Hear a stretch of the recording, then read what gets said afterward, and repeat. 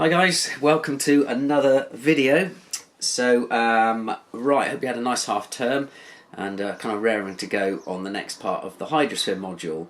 So, still got quite a few of those damn case studies that you haven't emailed me yet. So if you could just crack on with that, that would be great, and I can tick it off that you've done both of those. So you should by now be quite familiar with the sort of theory to do with dams and reservoirs, the sort of main location factors, and the kind of conflicts that dams and reservoirs can cause, the benefits but also the conflicts as well. And you've got a couple of nice case studies, so if you get an essay in the exam, hopefully you can write quite a bit about that.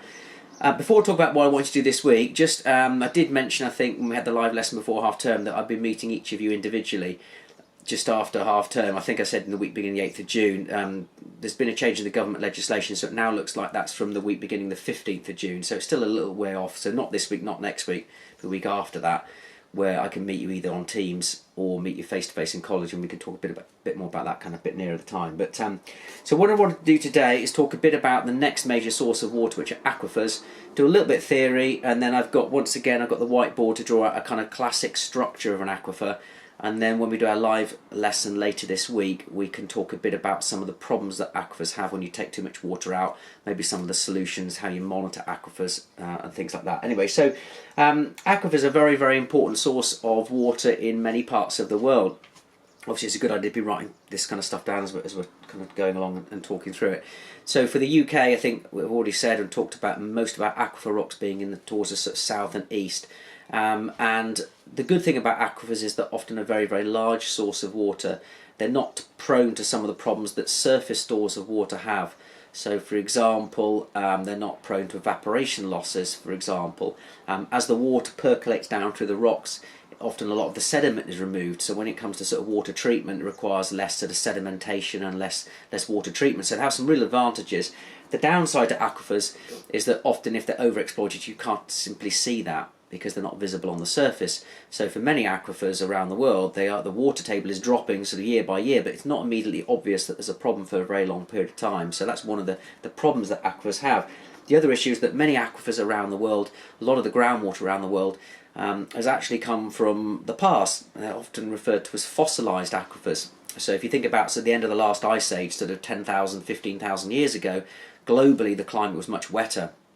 So a lot of that rainfall percolated down into aquifers, and a lot of the aquifers that are used today are not really being recharged at a very fast rate. Often they're in quite dry sort of desert type environments. I mean, there's huge aquifers in the northern parts of Africa. Countries like Tunisia and Algeria, Morocco, they rely a lot on aquifer water, but they're not really being recharged very quickly.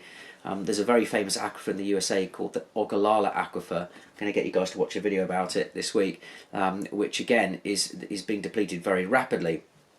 Now, a bit like the hydrological cycle, aquifers are referred to as being in a state of dynamic equilibrium, generally speaking, if we weren't around. So the rate of percolation in theory, should equal the rate of groundwater flow out, if you think about your hydrological cycle diagram. The problem, of course, is, as has happened in lots of parts of environmental science and lots of processes, we've altered that dynamic equilibrium. So lots of aquifers globally are not in dynamic equilibrium, and actually the recharge rate is less than the rate at which the water is being removed. So some of the sort of key features, there's a little bit of terminology, and you can have a look in your textbook. It's sort of page 104. There's not a huge amount in here. There's a little bit on the Moodle PowerPoint as well. I've just been logged out, so let me just log back in. So there's a little bit on, and this is on the main, the name of this PowerPoint, I think it's called the main hydrosphere PowerPoint, something like that. Let me just have a quick look. It is called, the Hydrosphere Main Lesson PowerPoint. So you could have a look at some of the slides on there. I think it's I'm just bringing it up now, I think it's slide 20 and 21, which has got the main features of aquifers. So a little bit of sort of technical language. You should be reasonably familiar with some of this stuff, because I think we've talked about it before on the lithosphere module. So let me just have a look. It starts on slide 20. So what features do aquifers have? So the rocks that form aquifers need to be both porous, and porosity refers to the amount of a rock that is air, that is space that can store water, or for example oil if you were looking at energy. So they need to be highly porous, so a large proportion of the rock is actually air spaces to store water, but they also need to be permeable as well. And permeability refers to the flow rate of liquids through a rock. So sandstone and chalk, which are two of the classics of aquifer rocks, are both highly permeable and highly porous. Now the permeability matters because if you drill down into a rock, for example like clay is quite porous. You'd often think about clay soil as being waterlogged, but if you drilled a borehole down into clay rocks, the water can't flow sideways through the rock to then go up to the surface through the borehole. You wouldn't be able to abstract the water, so need to be highly porous and highly permeable. They also need to have the right sort of surrounding features as well. In a second I'm going to draw a diagram to show you a sort of classic example of a rock formation. So there's quite a nice sort of version of that, in fact, in your textbook at the bottom of page 104, so bottom left. It's got a sort of slightly similar version to what I'm going to draw. I might put on a few extra details, but that's basically kind of what you need to get your head around. So obviously make some notes on what I'm kind of talking through now. Have a look at slide 20 and 21 on that Moodle PowerPoint. I don't think we'll go on to talk about over abstraction yet. So those two slides will be really good. Obviously you can, in a second, you can copy the diagram that we're going to talk through using a whole sheet of A4 and landscape would work really well. The other thing I'd like you to do before our lesson later this week is I want you to watch a bit of a classic case study of aquifer overexploitation. I mentioned before the Ogallala Aquifer, sometimes referred to as the High Plains Aquifer, which is in the American Midwest. Now on the Moodle site there's a really nice video. It's imaginatively called Video About the Ogallala Aquifer. So I'd like you to watch that. It's about 6 minutes long and I'd like you to make a case study. So why is the water being abstracted? What problems is that causing? Are they trying anything to maybe resolve those problems? So shouldn't take you too long to do that. Watch it maybe once through first, and then the second time through you can also be making some notes on that. Alright, we're going to move the camera around now and let's talk about sort of the structure, geological structures of aquifers, just to finish off. So just bear with me while I move the camera. View of a very untidy room, just while I try and sort this out. So let's see if we can zoom in and get this reasonably well focused. Just maybe a little bit more.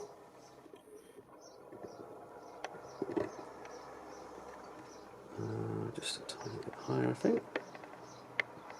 A bit fiddly this, because as soon as I let go it sinks slightly. I think that's probably about as good as we're going to get. Alright, so this diagram is in cross section, so as I say, if you use a whole sheet of A4 that should work quite well. So cross section, and this can be over a very large distance, so this could actually be many hundreds of miles. So what we've got over here is, if you like, the recharge area. So we've got sort of precipitation falling, this sort of mountainous areas at the side of this diagram. Okay. So we've got 4 different layers of rocks. Rock layers are sometimes referred to as strata. So we've got sort of 4 different strata here, 4 different layers of rock. And I'm going to make this first one. Now you can kind of shade this different colours if you want. That would work quite well. I'm going to make this first rock here sandstone. Apologise for the terrible writing. It's really hard to write on this tiny whiteboard. So I'm going to make that sandstone, and this is your classic sort of aquifer rock.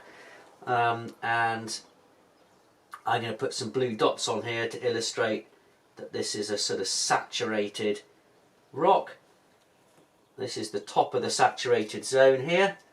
Alright, so the top of the saturated zone of underground rock, remember, is called the water table. So we've got sandstone aquifer. This is the area that has water within it, and the top of that layer is referred to as the water table. Okay, so the water table. Now that's what you would call an unconfined aquifer. In other words, there's nothing to sort of change the water sort of level moving up and down.